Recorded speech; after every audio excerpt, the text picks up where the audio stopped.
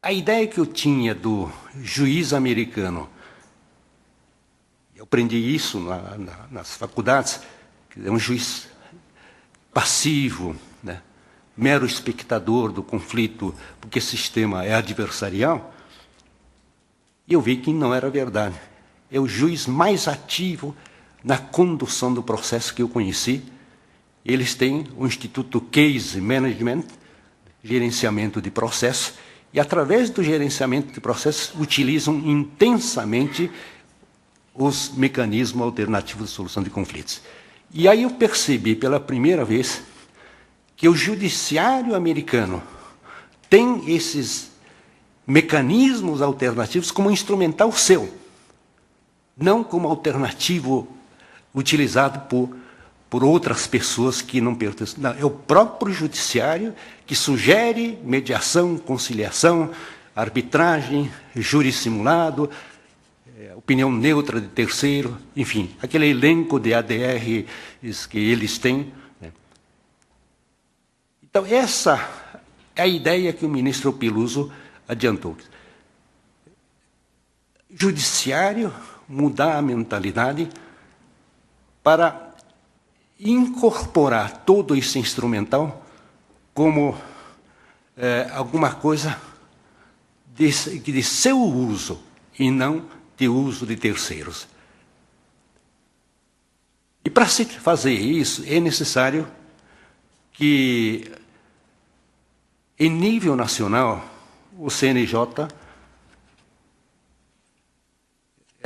trace uma política pública de tratamento adequado de conflitos e mostre para todos os juízes que o órgão de cúpula do judiciário considera a utilização desse instrumental todo como de suma importância, porque hoje ainda prevalece a ideia de que a conciliação, mediação e outros mecanismos é alguma coisa menos virtuosa, e menos virtuosa até mesmo porque não é considerado dos tribunais para aferição do mérito do juiz para fins de promoção. É necessário que, com a adoção dessa política pública, o CNJ passe um recado para todo o judiciário, para com isso provocar mudança de mentalidade e o judiciário passar a ampliar o conceito de acesso à justiça. O acesso à justiça não é acesso para receber apenas solução sentencial, solução processual, mas é acesso para receber do Estado assistência necessária em todo e qualquer problema jurídico. Às vezes, isso o judiciário tem percebido em algumas regiões. O cidadão procura o judiciário, às vezes sem saber se é um verdadeiro conflito de interesse ou apenas um mero problema jurídico. No fim, dá na mesma, é alguma coisa que está faltando a ele. Então, a CNJ já tem constatado isso, que em alguns, mesmo no Estado de São Paulo isso acontece, muitos cidadãos procuram o judiciário porque não tem, por exemplo, certidão de nascimento de um filho seu. E é um documento extremamente importante para o exercício da cidadania, porque através desse documento ele vai poder obter benefícios previdenciários e outros benefícios mais. E se isso é problema do jurisdicionado, por que o judiciário não atender esses problemas também, ficar só na concepção de que o judiciário só resolve problemas por meio de sentença? No juizado flutuante, por exemplo, do Amapá, eu sei que a juíza que coordena, a juíza Sueli, né, acho que, não sei se estou enganado, mas ela leva no barco, além do juiz, promotor, escrivão, ela leva padre, leva escrivão do tabelião, leva psicólogo, enfim. todo o pessoal que poderá atender os jurisdicionados nessa viagem que periodicamente o juizado flutuante faz. Então, essa ideia de ampliação desse conceito de acesso à justiça, fazendo com que o judiciário avoque para si a prestação desses serviços que não são tipicamente, vamos dizer, processuais, mas são problemas ligados aos seus jurisdicionados, problemas jurídicos dos seus jurisdicionados. Essa concepção, eu acho que leva ao judiciário chamar a si a organização desse serviço, e nesse sentido, eu acho importante a implementação pelo CNJ de uma política pública abrangente.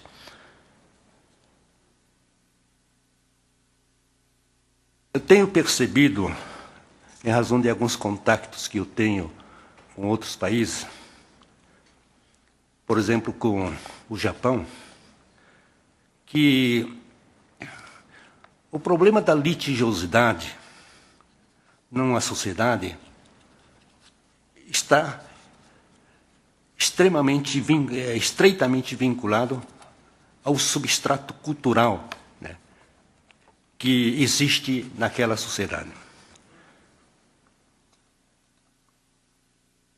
O Japão, por exemplo, é um país que tem 120 milhões de habitantes. É 3 vezes mais do que a população do estado de São Paulo, que tem 40 milhões de habitantes. O Japão todo o país, tem apenas 25 mil advogados para 120 milhões de habitantes. O estado de São Paulo, para 40 milhões de habitantes, tem mais de 250 mil advogados. Isso mostra alguma coisa diferente em termos de, talvez, de cultura. Para o japonês, às vezes, é extremamente vergonhoso ter que levar um conflito para o judiciário, porque aquilo é objeto de comentário na vizinhança, todo mundo fica sabendo. É claro que a gente não pode copiar modelos de outros países, porque tem essas diferenças culturais. Mas podemos, aqui no Brasil, através, inclusive, do CNJ, do Poder Judiciário, né, mudar o substrato cultural da nossa população. E hoje, eu estava conversando com o doutor Francisco. O doutor Francisco Carrali, que faz parte também do Conselho Consultivo do CNJ, ele me disse que dificuldade que eu tenho, às vezes, é de convencer o meu cliente a aceitar a mediação. Porque ele quer a sentença do juiz, a solução sentencial. Isso é produto de cultura. Então, a ideia que o ministro Peluso já disse no início, na abertura desse trabalho, é também fazer com que haja mudança de mentalidade também da sociedade como um todo. Esse, eu acho, que seria o resultado mais importante, né? Mas isso será com o tempo. Mas a gente percebe que, quando um país adota oficialmente uma política pública como essa da utilização mais intensa da mediação e da conciliação, naturalmente se cria uma mentalidade diferente, um envolvimento do mundo acadêmico, né, para pesquisa, estudo daquele mecanismo, e isso se transmite também para a própria sociedade. Isso percebi, por exemplo, na Argentina, né, quando pouco antes do encaminhamento do projeto de lei da mediação paraprocessual para o Congresso Nacional, juntamente com o doutor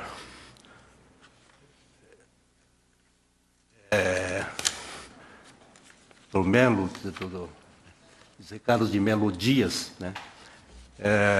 Nós fomos à Argentina, nós percebemos o seguinte, que, em razão da lei que instituía a mediação obrigatória prévia na província de Buenos Aires, o mundo acadêmico se envolveu de tal forma que nas livrarias eu consegui comprar uma quantidade grande de monografias, né? Isso é um resultado imediato. Daí, para passar para a sociedade como um todo, é uma questão de tempo.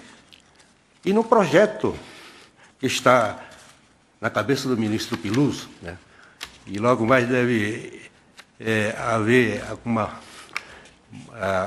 formalização por parte do CNJ, né, se prevê também um cuidado especial para que o mundo acadêmico, as universidades também se envolvam nessa política pública, criando disciplina especial para capacitação dos futuros profissionais de direito e, assim, por essa forma, se tentar gerar uma nova mentalidade, não só entre os profissionais do direito, como também entre os jurisdicionados como um todo. Para concluir, eu gostaria de dizer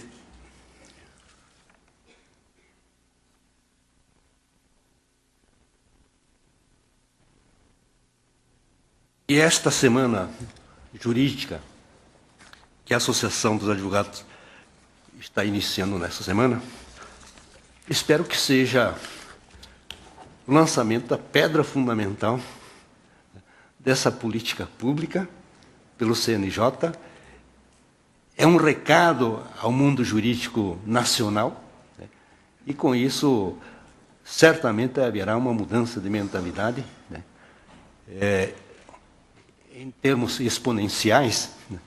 Ainda mais aqui, estou vendo a presença de muitos ilustres professores, magistrados. O Instituto dos Advogados está presente aqui, na pessoa da professora Ivete, né? O Instituto dos Advogados e a Associação dos Advogados em São Paulo se envolvendo nessa campanha, certamente a Ordem dos Advogados também virá junto. Então, eu acho que eu gostaria de que o resultado da noite de hoje seja realmente o início, né, o lançamento da pedra fundamental dessa ideia que o ministro Peluso já anunciou. Muito obrigado a todos.